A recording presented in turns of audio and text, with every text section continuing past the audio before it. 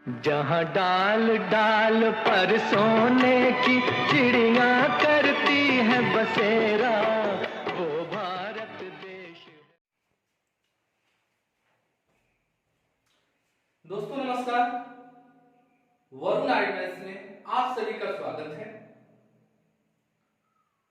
आज हम लोग अनुपात तथा समानुपात चैप्टर के अगले प्रश्न को देखेंगे, सीखेंगे। एक बात आप लोगों को दिख रही होगी कि पहले हम बोर्ड पर 4 या 5 प्रश्नों को एडजस्ट कर देते थे, पहले से ही लिख देते थे, उसके बाद बनाना प्रारंभ करते थे। लेकिन विद्यार्थियों को सलाह ऐसे मुझे मिला कि सर बोर्ड पर एक ही बार आप क्वेश्चन लिख देते हैं तो इससे हम लोग को देखने में टेंशन हो जाता है, बोर्ड पूरा भरा हुआ दिखता है। इसलिए कि आप अगर 1 बाय 1 क्वेश्चन को लिखकर बनाते हैं और समझाते हैं तो ज्यादा सहूलियत होगी। तो उन्हीं की बातों से प्रभावित होकर मैंने एक ही प्रश्न यहाँ लिखा हुआ है और 1 बाय 1 हम सीखेंगे। तो आइए प्रश्नों को पहले पढ़ते हैं और देखते हैं कि पहले प्रश्न से किस तरह से इसमें भिन्नता है। तो आइए देखते हैं। लिखा हुआ है कि एक व्यक्ति के पास 1 रुपए, 5 रुपए तथा 10 रुपए के नोटों के रूप में कुल धनराशि 640 रुपया है। कुल धनराशि कितनी है? 640 रुपया है। आज कौन कौन से इसमें नोट शामिल है जी? तो एक रुपया, 5 रुपया और 10 रुपया का नोट शामिल है। ठीक है। अच्छा, इसमें पैसा नहीं आ रहा है, डायरेक्ट रुपया रुपया दिया है तो कोई बात नहीं। अच्छा देख लीजिए, प्रत्येक प्रकार के नोटों की संख्या समान है। तो प्रत्येक प्रकार के नोटों की संख्या समान है कि मतलब क्या है? बराबर है। नोटों की संख्या क्या है? बराबर है। कुल मिलाकर उसके पास कितने नोट हैं? कुल मिलाकर उसके पास कितने नोट हैं? तो आइए प्रश्न को हम लोग बनाते हैं। पहले हम लोग ऐसे कर लेते हैं, एक जगह रुपया, यहां भी रुपया, यहां भी रुपया लिख दिए। कितने कितने रुपया का है जी? ये वो 1 रुपया का नोट है, ये है 5 रुपया का नोट, ये है 10 रुपया का। हो गया जी। यहां अनुपात नहीं दिया है, लेकिन एक बात ये समझिएगा कि सब नोट बराबर है। इसका मतलब क्या है? इसका मान लेते हैं कि ये भी एक नोट होगा, ये भी एक नोट होगा, ये भी एक नोट होगा, यानी 1:1:1 के फॉर्म में आ गया। अब आपके दिमाग में आ रहा है कि सर 2 नोट नहीं हो सकता है, तो हम कहेंगे कि क्यों नहीं। लेकिन ध्यान दीजिए, अगर हम ऐसे लिखते हैं 2:2:2, तो फिर अनुपात समानुपात के नियम से हम लोग इसे काटेंगे, क्योंकि किसी खास अंश से कटता है तो हम काट के उससे छोटा करते हैं। तो किस खास अंश से कटेगा जी? तो 2 से कटेगा तो 2 एकम 2, 2 एकम 2, 2 एकम 2 हो गया ना। अब आपके दिमाग में ये भी आ सकता है कि सर 5-5 नोट भी हम तो रख सकते हैं, तो रख लीजिए, लेकिन काटेंगे तो अनुपात हमारा यही ना आएगा, तो इससे कोई फर्क नहीं पड़ रहा है। आइए हम लोग देख लिए, पहले भी ऐसे ही सॉल्व करते थे, अभी भी ऐसे ही सॉल्व करते हैं, लेकिन अंतर क्या रहा है? यहाँ दिया है समान, तो समान दिया है तो भाई आप भी समान लिख दीजिए, एक नोट है भी एक नोट है भी एक नोट। अब इसे हम घेर देते हैं, क्योंकि हमें यहाँ रुपया में धनराशि यहाँ प्राप्त है 640 रुपया, तो यहाँ भी हम देखेंगे ना धनराशि गुना करके, तो एक एकम एक पांच 5 है, एक 10 यानी ये एक हिस्सा हुआ, ये 5 हिस्सा हुआ, ये 10 हिस्सा हुआ, एक हिस्सा 5 हिस्सा 10 हिस्सा, यानी 15, यानी कुल मूल्य कितना हो गया? 15 रुपया। इसे समझ लीजिए, यानी 640 जो है ना, वो कितना हिस्सा के बराबर है बाबू? तो 10 5 15 16 हिस्सा के बराबर है, 16 हिस्सा के बराबर है। अच्छा जी, नोटों की संख्या कहां है? हमको क्या चाहिए था? कुल मिलाकर उसके पास कितने नोट हैं? तो नोटों की संख्या यही ना है, यहाँ 1 नोट, यहाँ 2 नोट, यहाँ 3 नोट, यही ना, क्योंकि सब बराबर है, तो 3 से गुणा कर दीजिए। तो 16 के 64, 40 से 4 3 12, 120 नोट हो गए। कितना हो गया 120। तो देखिए आंसर यहाँ लगा दीजिए। बातें समझ गए? चलिए इसी पर आधारित एक और प्रश्न भी हम लिखते हैं, इसे मिटा कर।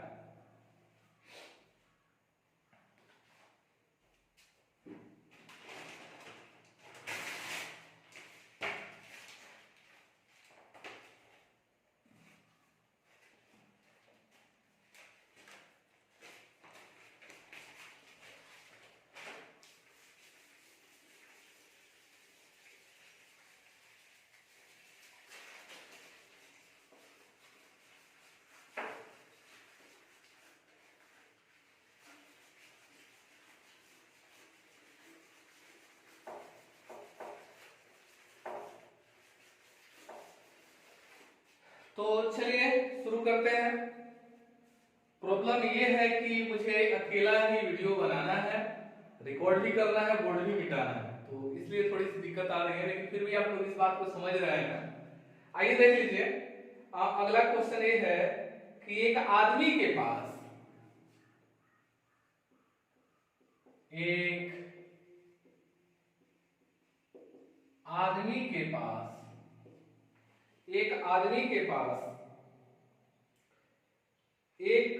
रुपए के नोट,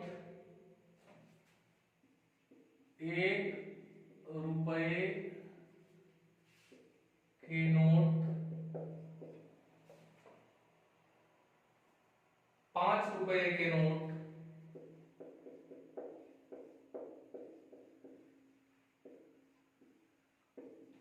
5 रुपए के नोट तथा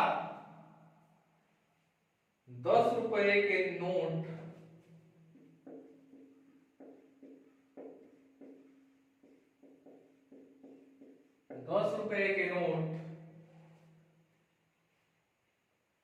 के मूल्य वर्ग में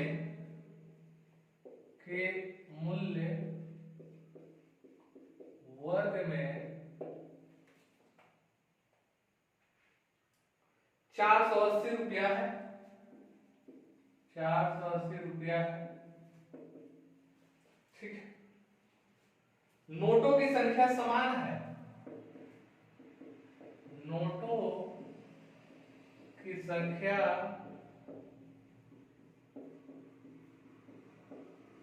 समान है यानी बराबर है। उसके पास नोटों की कुल संख्या कितनी है? उसके पास नोटों की कुल संख्या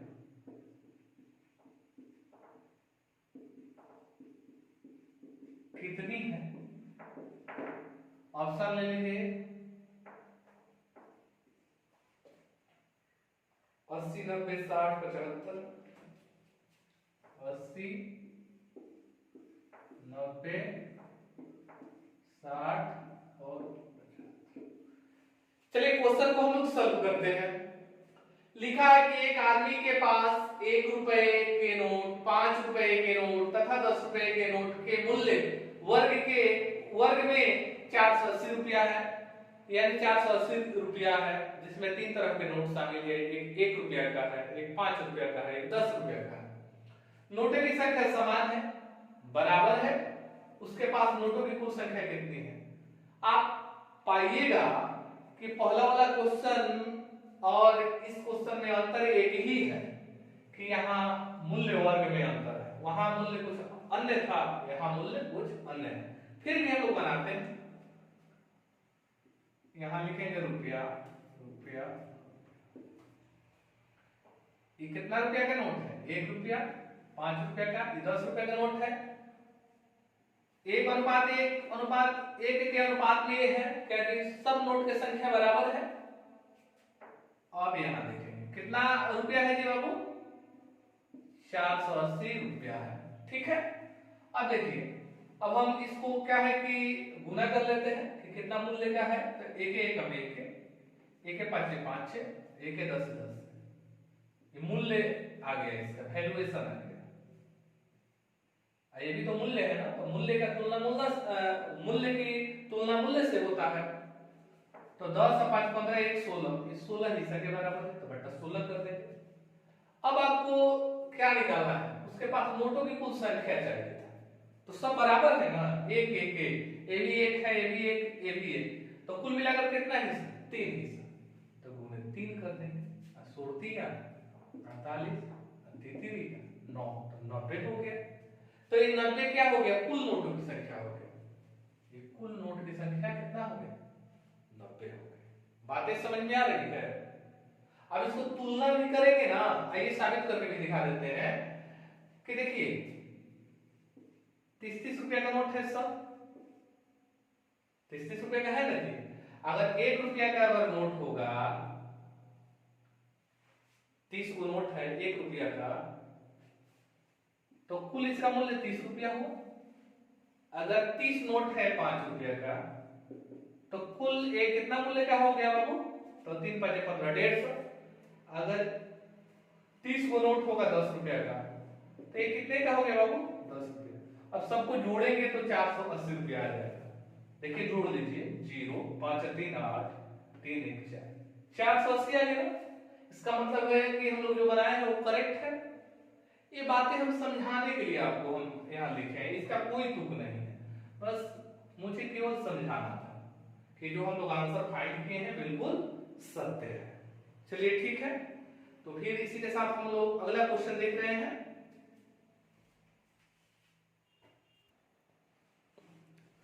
तो हाँ, क्वेश्चन बोर्ड पर आ गया, आइए देखते हैं। लिखा हुआ है कि एक थैले में 3 प्रकार के 1 रुपए वाले, 50 पैसे वाले तथा 25 पैसे वाले सिक्के हैं, जिनकी कुल संख्या 175 है। देखिएगा बाबू, यहाँ संख्या दिया है, मूल्य नहीं दिया है, संख्या दिया है, 175 है। यदि प्रत्येक प्रकार के सिक्कों का कुल मूल्य बराबर हो, तो थैले के सिक्कों का कुल मिलाकर मूल्य क्या है। आप पूछ क्या रहा है बाबू, हमको मूल्य पूछ रहा है, ठीक है। अच्छा, विगत जो आप लोग पार्ट 26 में पढ़े हैं, उसमें क्या दिया गया रहता था, उसमें दिया गया रहा था कि सिक्का दिया रहता था, एक रुपया 50 पैसा 25 पैसा, और उस सिक्का का अनुपात दिया रहता था, सिक्का का अनुपात दिया रहता था। और तब आपका क्या किया गया रहता था जी, उसके बाद आपको मूल्य दिया गया रहता था, और उसके बाद सिक्का आपसे पूछा जाता था। आप इसमें बातें बिल्कुल थोड़ी सी अलग है, तो फिर भी अलग है तो उससे कोई बात नहीं। आइए हम लोग इसको समझ लेते हैं कि एक थैले में 3 प्रकार के रुपए हैं, तो देख लीजिए सिक्के हैं, तो एक जगह लिख देते हैं रुपए, एक जगह लिख रहे हैं पैसा, यहां भी पैसा लिख देते हैं, ये 1 रुपया का है, उसके बाद 50 पैसा 25 पैसा है ना जी, जिनकी कुल संख्या 175 है जी, संख्या 175 है, लिख देते हैं यहां संख्या। ध्यान रखिए संख्या में, तो संख्या का तुलना संख्या से होता है, ये आपको याद होनी चाहिए, और मूल्य का तुलना मूल्य से होता है, ठीक है। यदि प्रत्येक प्रकार के सिक्कों का कुल मूल्य बराबर हो, अच्छा जी, कुल मूल्य बराबर हो, अच्छा कुल मूल्य बराबर हो, तो पहले दिया गया रहेगा यहाँ सिक्कों का अनुपात दिया गया रहता, तो हमको सुविधा होता, डायरेक्ट यहाँ से गुना करके नीचे लिख देते, लेकिन ये हमको नहीं दिया गया है, हमको दिया गया है इसका मूल्य का अनुपात। यदि प्रत्येक प्रकार के सिक्कों का कुल मूल्य बराबर, कुल मूल्य बराबर होने का मतलब है जितना मूल्य इसका होगा उतना मूल्य इसका होगा, उतना ही मूल्य इसका होगा। तो हम मान लेते हैं कि इसका 1 रुपया मूल्य है, ये भी एक ही मूल्य है, ये भी एक ही मूल्य है, हम मान लेते हैं, ठीक है। मान लिए ये रुपया नहीं है, हम एक एक मान लिए, मान लेते हैं कि थोड़ी देर के लिए रुपया है, तो एक एक रुपया हम लोग मान लिए, ठीक है। अच्छा एक बात और हमें बताइए, यहाँ हमको रुपया प्राप्त हो गया है और यहाँ सिक्का मिल गया है कि भाई कितना का है, तब तो हम लोग सिक्कों का अनुपात ज्ञात कर सकते हैं। कैसे? अच्छा यहाँ 1 रुपया है, सॉरी यहाँ 1 रुपया है, 1 का सिक्का में कन्वर्ट करना है, माने उसको सिक्का में कन्वर्ट करना है। 1 रुपया का 1 सिक्का, तो यहाँ 1 ही ना होगा, यहाँ मूल्य है, ठीक है। यहाँ सिक्कों का दिया है कि 1 रुपये वाला है, 50 पैसा वाला है, 25 पैसा वाला है। तो 1 रुपया का एक सिक्का हो गया। अच्छा, 1 रुपया में 50 पैसा के कितना सिक्का बनेगा? 2 गो। यहाँ था 1 रुपया में एक रुपया वाला कितना सिक्का बनेगा? तो एक ही बनेगा, तो लिख दिए। यहाँ 1 रुपया में 25 पैसा वाला कितना सिक्का बनेगा? तो 1 रुपया में 25 पैसा वाला सिक्का कितना बनेगा? 4 गो बनेगा। तो यहाँ 4। अब बोलिए कोई दिक्कत? ये मूल्य का अनुपात है और इस सिक्का का अनुपात है, ध्यान रखें। अब हम क्योंकि ये तो सिक्का ना दिया है तो सिक्का का तुलना सिक्का से कर लेते हैं। तो सिक्का कितना है? 4 और 2 6 1 7, यानी बट्टा 7 करेंगे, बट्टा 7 करेंगे तो एक हिस्सा का मान आ जाएगा। काट देते हैं, 7 दूनी के 14 और 7 बचे 5, एक हिस्सा का मान आ गया, एक हिस्सा का मान आ गया। अब हमको क्या निकालना है, इस पर अब डिस्कस करनी है। तो भाई हमको निकालना है थैले के सिक्कों का कुल मिलाकर मूल्य क्या है। तो भाई मूल्य का अनुपात कौन है? मूल्य का अनुपात ये है 1 1 1 तो 3, यानी गुणे 3 कर देंगे तो 25 3 75 रुपये, 25 3 75 रुपये। ये आपका आंसर है। अब आपके दिमाग में भी खुरापात आ रहा होगा कि सर इससे काहे नहीं गुना किया। तो देखिए इससे भी हम गुना करेंगे, लेकिन ये क्या आएगा? सिक्कों की संख्या आएगा। क्या आएगा? सिक्कों की संख्या। आइए आपका कंफ्यूजन दूर भी कर देते हैं। अच्छा, मान लेते हैं ये 25 रुपया है, 1 रुपया का सिक्का, 50 पैसा का सिक्का जो है वो भी 25 रुपया है, 25 पैसा का सिक्का जो है वो भी 25 रुपये है। अच्छा, तो 25 रुपया में 1 रुपया वाला सिक्का है ना, तो गुणे 1 कर लेंगे, ठीक। इसके लिए क्या कर देंगे? गुना 2, इसमें क्या करेंगे? गुना 4। तो 25 से कम 25, 25 दूनी के 50, 25 चौके 100, यानी यहां पर क्या आ गया? 175 जोड़ेंगे ना, ये हमारा सिक्कों की संख्या आ गई, सिक्कों की संख्या आ गई। ऑलरेडी उसके सिक्का की संख्या दिया गया है ना, तो यहाँ सिक्का की संख्या आ गया, गुना हमारा करने पर है, यहाँ से यहाँ मैच कर रहा है, इसका मतलब जो हम बनाए वो बिल्कुल करेक्ट है, सही है। तो समझ गए ना, यानी जो पूछेगा उसी से ना हम गुना करेंगे। हमको निकालना था भाई क्या? हमको निकालना था सिक्कों का मूल्य, तो मूल्य गिने 1 2 3 से गुना कर दिया। अगर हमको यही कहता कि भाई सिक्का का संख्या बताइए, तो ऑलरेडी सिक्का का संख्या दिया ही है, तो काहे ना पूछेगा। समझ गए ना। आइए एक क्वेश्चन और है, इसको हम लोग देख लेते हैं।